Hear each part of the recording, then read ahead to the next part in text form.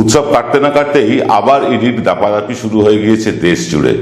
পশ্চিমবাংলায় যেমন প্রাক্তন খাদ্যমন্ত্রী বর্তমান বনমন্ত্রীর বাড়ি, তার আত্মসহায়ক, তার পরিচিত লোকজনদের বাড়িতে ইডি দৌড়দৌড়ি শুরু করেছে, এবং এর সাথে সাথে শুরু করেছে রাজস্থানেও, যেখানে আর মাত্র 20-22 দিন পরে ভোট। এটা কতটা এথিক্যাল, কতটা যুক্তিযুক্ত, এই নিয়ে আমরা আলোচনা করতে চাই না। কারণ যখন আচার সংহিতা অর্থাৎ কোড অফ কন্ডাক্ট চালু হয়ে গিয়েছে রাজস্থানের নির্বাচনে, প্রার্থীরা বেরিয়ে পড়েছেন প্রচারে, এবং কংগ্রেস দল, সম্পূর্ণ কংগ্রেস দল তারা সর্বশক্তি দিয়ে নামতে চাইছে, সেই সময় ইডির এই হানা কংগ্রেসি নেতাদের বাড়ি বাড়ি কতটা যুক্তিযুক্ত এটা আমরা জানি না। কিন্তু এইখান থেকে বিজেপি কি পারবে ফায়দা তুলতে? এই ইডি হানা থেকে কংগ্রেস কি খানিকটা ব্যাকফুটে যাবে? আজকে আমরা আলোচনা করব তাই নিয়ে।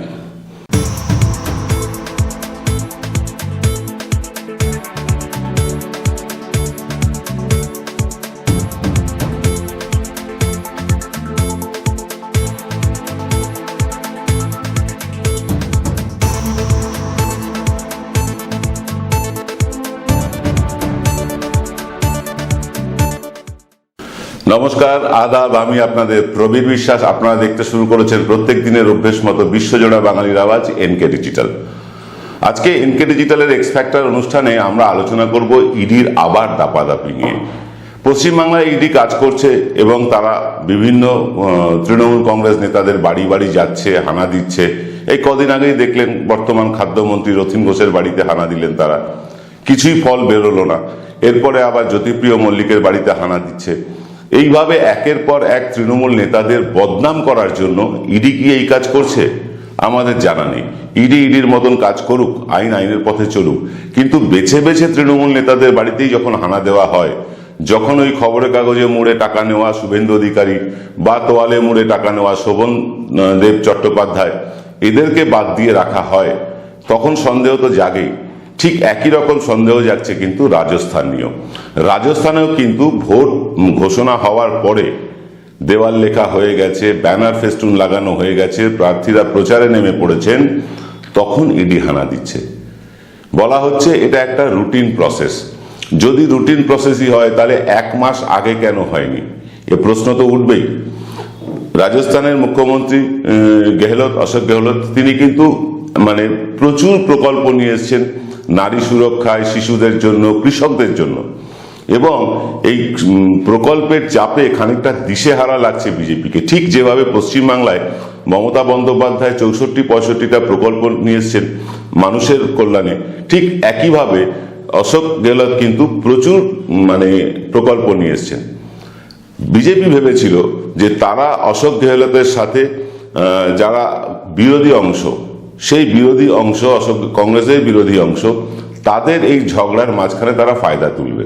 আমি পাইলটের কথা বলছি। এই পাইলট বনাম গেহলতের লড়াইয়ের ফায়দা তুলবে বিজেপি। তারা নির্বাচনের আগে গা ঘামায়নি মোটেও। এই যে প্রকল্পগুলোর যে কতগুলো ত্রুটি বিচ্যুতি আছে, সব প্রকল্পেরই ত্রুটি বিচ্যুতি থাকতে পারে, একদম ফুলপ্রুফ প্রকল্প তো কোনো প্রকল্পই হয় না। সেই ত্রুটি বিচ্যুতি নিয়ে বিজেপির কোনো আলোচনা নেই।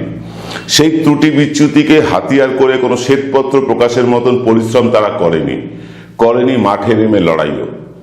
এবং এই যে গেহলত বনাম পাইলটের লড়াই, এই লড়াইকে এনক্যাশ তারা করতে চেয়েছে। তার উপরেও আছে বোঝার উপর শাকের আটি বসুন্ধরা রাজে সিন্ধিয়া। তাকে যখন বিজেপি ঘোষণা করে দিয়েছে তিনি মুখ্যমন্ত্রিত্বের দাবিদার নন, তাকে মুখ্যমন্ত্রী করা হবে না, বিজেপি ভোটে জিতলো, বসুন্ধরা রাজে সিন্ধিয়া কিন্তু খানিকটা পিছিয়ে গেছেন। এবং আপনাদেরকে বলে রাখি, রাজস্থানের ভোটে বসুন্ধরা রাজে সিন্ধিয়া একটা অবশ্যই ফ্যাক্টর। শুধু রাজঘরানার মহিলা বলে নন, বসুন্ধরা রাজের কিন্তু একটা গ্রাসরুট পর্যন্ত একটা ডেপথ আছে। সেই ডেপথকে হাতিয়ার করে এই বসুন্ধরা রাজে সিন্ধিয়া গোষ্ঠী যদি এবার বিজেপির সঙ্গ না দেয়, বিজেপি এমনিতেই হারবে, তাতেই হারবে বিজেপি। অশোক গেহলতের প্রকল্প এবং জনমুখী প্রকল্প যেগুলো কৃষক, শিশু এবং মহিলাদের জন্য বিশেষ করে ফোকাসড, সেই প্রকল্পগুলোকে কিন্তু হাতিয়ার করে কংগ্রেস লড়তে যাচ্ছে। অর্থাৎ কংগ্রেস লড়ছে উন্নয়নকে হাতিয়ার করে। আর বিজেপি কিভাবে লড়তে চাইছে? বিজেপি লড়তে চাইছে এই উন্নয়নের কর্মযজ্ঞে যারা সামিল তাদের বদনাম করে। এই যে ধরুন গেহলতের ভাইয়ের বাড়িতে সিবিআই ইডি আনা দিল, কিচ্ছু পাওয়া যায়নি, কিচ্ছু পাওয়া গেল না, তবু বদনাম করা হলো গেহলতকে, তার ভাই নাকি দুর্নীতিগ্রস্ত। অর্থাৎ ইডি হানা দিলেই সেই মানুষটা যে দুর্নীতিগ্রস্ত এটা নিয়ে চর্চা শুরু হয়ে যায় টেলিভিশনে। ইদানিং সুপ্রিম কোর্টের নির্দেশে এই ব্যাপারটা বন্ধ হয়েছে ইদানিং, কিন্তু এতদিন পর্যন্ত তাই হয়েছে। ইডি বা সিবিআই কারোর বাড়িতে হানা দেওয়া মানে, কাউকে জিজ্ঞাসাবাদ করার মানেই তাকে একটা অপরাধী দেখে দেওয়া, এটা আমরা দেখে এসেছি। তাই গেহলতকে বদনাম করা এবং পাইলটকে বদনাম করা, বা গেহলত পাইলটের মধ্যে যে দ্বন্দ্বযুদ্ধ কংগ্রেসের চলছিল, সেই দ্বন্দ্বযুদ্ধের ফায়দা নেওয়া বিজেপি কি পারবে? কিন্তু এই মুহূর্তে যে অবস্থা, 5 রাজ্যের নির্বাচন, এর মধ্যে মাত্র 2টো রাজ্যে আশার আলো টিম টিম করে জ্বলছিল বিজেপির, এক মধ্যপ্রদেশে আর এক রাজস্থানে। বাকি 3 রাজ্যে নিশ্চিত হার ছিল বিজেপির। এবার রাজস্থানকে তারা কিন্তু হাতিয়ার করেছে। কেন? কারণ রাজস্থানে মোদি মুখ চলবে না, যেভাবে পশ্চিমবাংলায় মোদি মুখ চলে না। কারণ পশ্চিমবাংলায় মমতা বন্দ্যোপাধ্যায়কে কমব্যাট করার মতন, মমতা বন্দ্যোপাধ্যায়কে প্রতিযোগিতায় ফেলার মতন পশ্চিমবাংলায় কোনো নেতা নেই। পশ্চিমবাংলায় মমতা বন্দ্যোপাধ্যায় যে উন্নয়নের কাজটা করেছেন, সেই উন্নয়নের কাজের নিরিখে মোদির উন্নয়নটা ফিকে পড়ে যাচ্ছে। একইভাবে রাজস্থানেও কিন্তু এক অবস্থা। গেহলতের উন্নয়নের কাছে মোদির যে প্রচার সর্বস্ব উন্নয়ন, সেটা মানুষের কাছে স্পষ্ট হয়ে যাচ্ছে। হিন্দুত্ব দিয়ে আর চলবে না, দেশভক্তিকে বিক্রি করে আর ভোটে জেতা যাবে না, মোদির মুখ চলছে না। তাহলে কি? তাহলে ওই ইডি এবং সিবিআই। এই যে আচার সংহিতা চালু হওয়ার পর, কোড অফ কন্ডাক্ট চালু হওয়ার পর ইডির যে এই ধরনের আচরণ, এটা প্রতিহিংসামূলক, এবং শুধু তাই না, বিজেপিকে ফায়দা পাইয়ে দেওয়ার একটা অপচেষ্টা মাত্র। রাজস্থানে বিভিন্ন সাংবাদিকেরা গিয়েছেন, আমরা যেতে পারিনি। রাজস্থানে যেসব সাংবাদিকেরা আছেন তাদের কাছ থেকে যা খবর পাচ্ছি, হাওয়া কিন্তু কংগ্রেসের পালেই ভারী বেশি। এবং এই ঘটনার পর, এই ইডি রেডের পর, যদি আগামী 15-20 দিনের মধ্যে ইডি চার্জশিট না দিতে পারে, অর্থাৎ দোষী প্রমাণ করতে না পারে, তাহলে কিন্তু ফল ঘুরবে কংগ্রেসের দিকেই। অর্থাৎ মানুষের মনে এটা দৃঢ় বিশ্বাস হবে যে কংগ্রেসকে বদনাম করার জন্যই ইডিকে ব্যবহার করছে ভারতীয় জনতা পার্টি। এবং কার্যত তো তাই আমরা দেখছি সমস্ত রাজ্যে রাজ্যে। রাজস্থানও তার ব্যতিক্রম নয়। যদি 15-20 দিনের মধ্যে, নির্বাচনের আগে, আর 20-22 দিন বাকি নির্বাচনের আগে যদি এই গেহলত বলুন বা যাদের যাদের বাড়িতে রেড হচ্ছে, তাদের বিরুদ্ধে যদি চার্জশিট না দিতে পারে, কিছু প্রমাণ করতে না পারে, তাহলে কিন্তু ইডির প্রতি বিশ্বাসযোগ্যতা রাজস্থানের মানুষের একেবারে উড়ে যাবে। এমনিতেই কিন্তু সুপ্রিম কোর্ট বলে দিয়েছে যে কোনো রকম তথ্য প্রমাণ ছাড়া কাউকে আপনারা এরকম ভাবে বিরক্ত করতে পারেন না। তারপরেও কিন্তু ইডি শুনছে না সুপ্রিম কোর্টের কথা। ইডি কিন্তু সুপ্রিম কোর্টের ওপরে গিয়ে কাজ করছে। এটা গণতন্ত্র ধ্বংসের একটা প্রধান কাজ হচ্ছে বলে আমাদের মনে হচ্ছে, এবং সেটা বিজেপি সরকারের নির্দেশেই হচ্ছে বলে আমাদের ধারণা। বিজেপি সরকার চাইছে না যে কংগ্রেস আবার ঘুরে দাঁড়াক, ঘুরে ফিরুক রাজস্থানে। তাদের কাছে কোনো অপশন নেই। তারা গেহলতের বিরুদ্ধে কিছু বলতে পারছে না, তার বিরুদ্ধে কিছু বলার নেইও। অসংখ্য কাজ করেছেন রাজস্থানে, বলার নেই। গেহলতের যে প্রকল্পগুলো, সেই প্রকল্পের যে ত্রুটি বিচ্যুতি, সেই নিয়ে কিছু বলার নেই।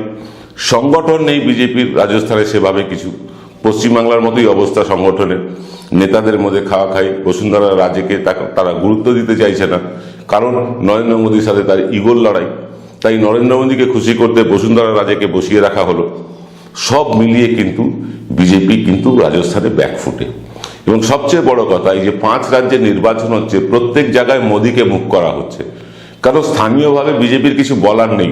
মধ্যপ্রদেশে বিজেপি ক্ষমতায় আছে ঠিকই, কিন্তু বিজেপি সেই উন্নয়নের তালিকা নিয়ে যেতে পারছে না মানুষের কাছে। তাদের ওই একটাই কথা, একটাই স্লোগান, মোদি হ্যায় তো মুমকিন হ্যায়। আরে মোদি হ্যায় তো মুমকিন হ্যায়, ক্যা মুমকিন হ্যায়? মানুষ সেটা জানতে চাইছে, কি মুমকিন করে দেখিয়েছেন আপনি?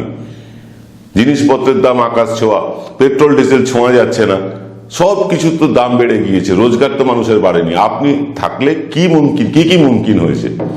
আপনি বলবেন চীন পাকিস্তান ঠান্ডা হয়ে গেছে। চীন পাকিস্তান কবে গরম ছিল? এই পাকিস্তানকে দুটুকরো করে আলাদা করে দিয়েছিলেন ইন্দিরা গান্ধী। কি করেছেন আপনারা? আপনারা তো বলেছিলেন যে লাহোরে গিয়ে চা খাবেন। আপনারা তো বলেছিলেন যে আমাদের একটা সেনা মারলে আমরা 4টে সেনা মারব। পুলওয়ামায় এতগুলো সেনা শহীদ হয়ে গেল, কি করেছেন আপনারা? ওই বালাকোট দেখিয়ে বেশি দিন তো চললো না। তাই এখন ইডিকে হাতিয়ার করা হয়েছে। ইডির কাছে এমন আইন আছে যে ইডি যে কোনো লোককে যে কোনো সময় গ্রেফতার করে দিনের পর দিন রাখতে পারে। মমতা বন্দ্যোপাধ্যায় বলেছেন যে আপনি এটা করুন, সমস্ত নেতাদের জেলে পাঠিয়ে দিন, তারপরও 24-এর নির্বাচন আপনি জিতবেন না। সচিন পাইলট সাংবাদিক সম্মেলন করেছেন দিল্লিতে। তিনি কি বলেছেন আসুন ছোট করে একটু দেখে নিন। विधानसभा का चुनाव घोषित हो चुका है। आचार संहिता राजस्थान में और अन्य राज्यों में लग चुकी है और आज ही के दिन भारत सरकार की जो एजेंसीज हैं उन्होंने जो कार्रवाई करी है जयपुर में और अन्य शहरों के अंदर, उन कार्रवाइयों की जो टाइमिंग है, जो उद्देश्य है और जो इंटेंट है वो पूर्ण रूप से संदिग्ध है। और ये मैं इसलिए कह रहा हूं कि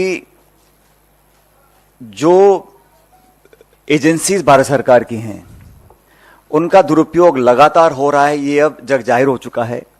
लेकिन चुनाव संध्या से ठीक पूर्व, ठीक इलेक्शन से पहले जिस प्रकार से एजेंसीज को राजस्थान में छोड़ा गया है,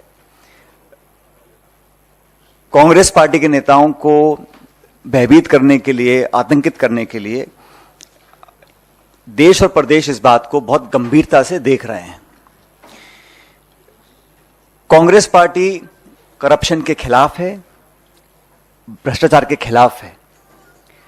अगर कोई भी निष्पक्ष जांच होती है और कोई सबूत प्रमाण के साथ संदिग्ध पाया जाता है, उस पर कार्रवाई हो, इसके पक्ष में हम लोग हैं। लेकिन इलेक्शन में अपनी हार देखते हुए अगर भारत सरकार इस बात को समझ गई है कि वहां बीजेपी चुनाव हार रही है और फिर नेताओं को स्पेसिफिकली टारगेट कर कर बिना सबूत और तथ्य के कांग्रेस पार्टी के अध्यक्ष को जिस प्रकार से उनके अगर रेड डाली गई, उनको कोई समन नहीं, कोई बुलावा नहीं, कोई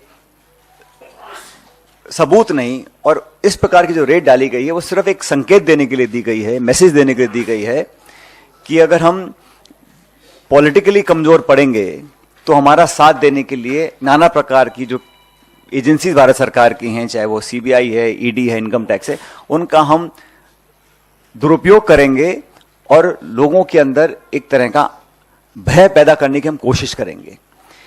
इसका कांग्रेस पार्टी पूरी तरह से विरोध करती है और मैं समझता हूं कि लोकतंत्र में पॉलिटिकल पार्टीज को अपने विजन, अपने मैनिफेस्टो, अपनी विचारधारा, अपने नेताओं की दम के ऊपर चुनाव लड़ना चाहिए। भारतीय जनता पार्टी सभी 5 राज्यों में फिलहाल पीछे चल रही है और मैं ऐसा मानता हूं कि जो आज की कार्रवाई है वो इस बात का स्पष्ट संकेत है। जहां तक मुख्यमंत्री जी के बेटे वैभव गहलोत को जो समन दिया गया है वो भी आप जानते हैं, उन्होंने खुद कहा, वैभव ने, कि ये 12 साल पुराना कोई प्रकरण था और पोलिंग डेट अनाउंस होने के बाद अचानक से समन भेजा जाना, सब लोग समझते हैं कि इसके पीछे क्या सोच हो सकती है। मैं फिर रिपीट करना चाहता हूं, करप्शन के खिलाफ, गलत काम करने वालों के खिलाफ हम सब लोग हैं, लेकिन कार्रवाई करती है ईडी और जवाब दे रही है बीजेपी। एक्शन एनफोर्समेंट डायरेक्टरेट ले रहा है और बीजेपी उसकी सफाई दे रही है, स्पष्टीकरण दे रही है। यह समझ से परे है। तो एक पॉलिटिकल वेपन की तरह एजेंसीज को इस्तेमाल करना, यह लोकतंत्र के लिए बहुत ही नकारात्मक संकेत है।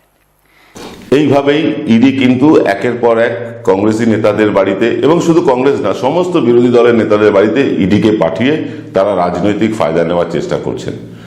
কর্ণাটকেও সেই চেষ্টা হয়েছিল, ব্যর্থ হয়েছে। পশ্চিমবাংলায় সেই চেষ্টা হয়েছিল, ব্যর্থ হয়েছে। ইডিকে ব্যবহার করার প্রচেষ্টা রাজ্যে রাজ্যে ব্যর্থ প্রমাণিত হয়েছে। হবে কি প্রমাণিত রাজস্থানে এই ইডিকে ব্যবহারের ব্যর্থতা? আমরা জানি না, কিন্তু এটা নিশ্চিত জানি যে যদি আগামী 15 দিনের মধ্যে ইডি কোনো সন্তোষজনক, মানে তাদের এই যে রেড সন্তোষজনক তার ফলাফল না হয়, অর্থাৎ ইতিবাচক ফলাফল না দেখাতে পারে, যে শুধু রেড করার জন্য রেড করলাম, শুধু বদনাম করার জন্য রেড করলাম, এটা যদি ইডি করে তাহলে কিন্তু সেটা বিজেপির ক্ষেত্রে ব্যাকফায়ার করবে। বিজেপি সেটা সামলাতে পারবে কি? কারণ এমনিতেই বিজেপি বিরোধী হাওয়া চলছে সমস্ত রাজ্যে, 5 রাজ্যেতেই চলছে। যদিও রাজস্থানে কংগ্রেস শাসিত সরকার আছে, তাও কংগ্রেস শাসিত সরকারের এত জনমুখী প্রকল্প আছে, সেখানে বিজেপির ধারে বা ভারে কোনোটাতেই কিন্তু বিজেপি কাটতে পারছে না কংগ্রেসকে। তাই ইডি দিয়ে এই ধরনের চক্রান্ত চালাচ্ছেন তারা। এটা আমার কথা না, রাজনৈতিক পর্যালোচকেরা বলছেন। যত টেলিভিশন চ্যানেল আছে তারা এই ব্যাপারটাকে চেপে রাখার চেষ্টা করছেন, কিন্তু ইউটিউব চ্যানেলের মুখ তো বন্ধ করা যায় না। বিভিন্ন ইউটিউব চ্যানেল দেখুন যেগুলো জাতীয় স্তরে কাজ করে, তাদের ইউটিউব চ্যানেলগুলো দেখুন, আপনার কাছে ছবিটা স্পষ্ট হয়ে যাবে। আর আমাদের কাছে একটা ছবি স্পষ্ট হয়েছে, সেটা হচ্ছে যে ইডির বিরুদ্ধে বা সিবিআই এর বিরুদ্ধে বা আদানির বিরুদ্ধে বা মোদিজির বিরুদ্ধে যেই কথা বলবে তার বিরুদ্ধে প্রতিহিংসামূলক ব্যবস্থা নেওয়া হবে। প্রতিহিংসামূলক ব্যবস্থা নেওয়া হবে, বিশেষ করে আদানি মোদির বিরুদ্ধে বলা হলে। আমরা গতকাল রাত্রেই দেখিয়েছি, সেখানে সতপাল মালিক এবং রাহুল গান্ধীর কথোপকথন আমরা দেখিয়েছি। সেখানে তারা আলোচনা করছেন যে অফিসারেরা এসে বলেন কি করব, আমাদের তো চাকরি করতেই হবে। কিন্তু চাকরি হলেও তারা কেন রুখে দাঁড়ান না অন্যায়ের বিরুদ্ধে? অন্যায়ের বিরুদ্ধে কথা না বলাটাও একটা অন্যায়। কবি বলে গিয়েছে, অন্যায় যে করে আর অন্যায় যে সহে দুজনেই সমান দোষী। আমাদের চাকরি বাঁচাতে হবে তাই আপনাদের কাছে রেড করতে এসেছি, আমাদের মার্জনা করে দেবেন, এই কথা বললে চলবে না। তাদেরকেই প্রতিবাদ করতে হবে, ঘুরে দাঁড়িয়ে সম্মিলিতভাবে প্রতিবাদ করতে হবে। আপনারা কি ভাবছেন এই নিয়ে আমাদের কমেন্ট করে লিখে জানান। আমাদের অডিওতে খানিক সমস্যা হয়েছে, কিছু টেকনিক্যাল প্রবলেম হয়েছে। আগামী 7 দিনের মধ্যে হয়তো প্রবলেমটা সলভ করে নেব আমরা, তখন আবার ঝকঝকে আওয়াজ আপনারা শুনতে পাবেন। আজ এই পর্যন্ত, সকলে ভালো থাকবেন, নমস্কার।